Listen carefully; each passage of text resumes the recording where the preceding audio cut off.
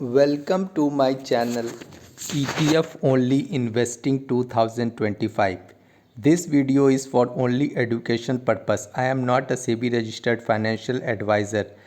So please consult your financial advisor before doing any investment. मैं आपको सबसे पहले ये स्ट्रैटेजी बता देता हूँ।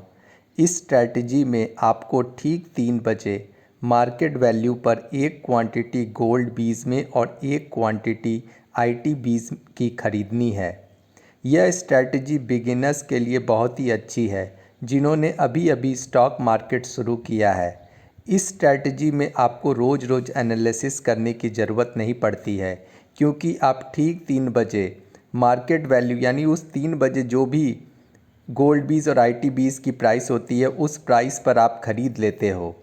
ये स्ट्रैटेजी आपका एक बड़ा सा कैपिटल बनाने के लिए है। आप 3 बजे एक क्वांटिटी गोल्ड बीज और आईटी बीज को जो ख़रीदते हो इसको लंबे समय तक आप होल्ड करते हो और अगर आप रोज़ रोज़ ख़रीदते हो तो कुछ सालों बाद आपका एक बड़ा सा कैपिटल बन जाता है जिसको कि आप अपने ज़रूरत के समय निकाल सकते हो।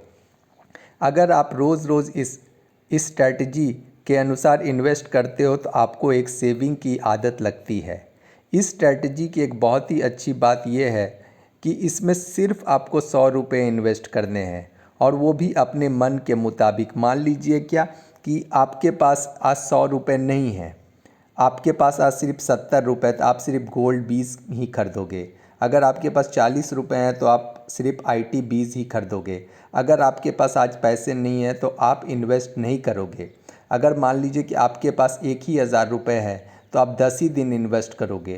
तो आप इसमें अपने मन के मुताबिक इन्वेस्ट कर सकते हो। अब आप पूछोगे कि गोल्ड बीज में क्यों इन्वेस्ट करना चाहिए। गोल्ड बीज में इसलिए इन्वेस्ट करना चाहिए क्योंकि गोल्ड एक ऐसा एसेट होता है जिसको कि सभी लोग खरीदना पसंद करते हैं, लेकिन फ़िज़िकल गोल्ड खरीदना महंगा पड़ता है। फ़िज़िकल गोल्ड खरीदने के लिए आपको 10,000 से लेके 50,000 लाखों रुपए की ज़रूरत, लेकिन एक ETF खरीदने के लिए आपको सिर्फ 72 रुपीज़ 40 पैसे यानी 72 रुपये 40 पैसे की ज़रूरत है। तो ETF खरीदना सस्ता होता है, लेकिन आपको ये याद रखना है कि आप जो ये ETF खरीदोगे उसको लंबे समय तक होल्ड करोगे। गोल्ड बीज का रिटर्न एक साल में 10 से लेकर 16% तक है। और अगर मान लीजिए कि अब कभी आपको लगता है कि नहीं मुझे अपना रिटर्न निकाल लेना है, तो आप जैसे ही 16% रिटर्न हो तो आपका अपना प्रॉफिट निकाल लेना है और बाकी का जो कैपिटल है उसको इन्वेस्टेड ही रहने देना है। और आप जो रोज़ रोज़ इन्वेस्ट कर रहे हो उसको चालू रखना है, उसको बंद नहीं करना। इस तरह आप देखोगे कि एक लंबे समय के बाद आपको एक बड़ा सा कैपिटल बन जाएगा। अब आप मुझसे पूछोगे कि आईटी बीज में क्यों इन्वेस्ट करना है। आईटी बीज में इंफॉर्मेशन टेक्नोलॉजी की सारी कंपनियां होती हैं और आईटी बीज का रिटर्न भी 10 से लेकर 15% तक है।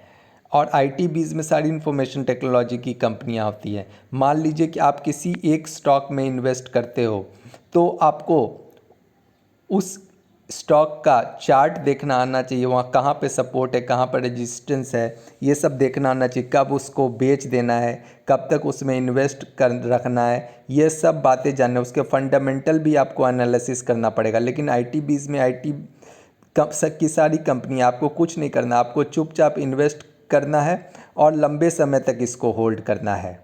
तो ये थी मेरी ETF ओनली इन्वेस्टिंग की स्ट्रैटेजी। अगर आपको मेरा ये वीडियो पसंद आ रहा है तो मेरे इस वीडियो को लाइक कर दें, मेरे इस चैनल को सब्सक्राइब कर लें और इस वीडियो को जितना हो सके उतना शेयर करें।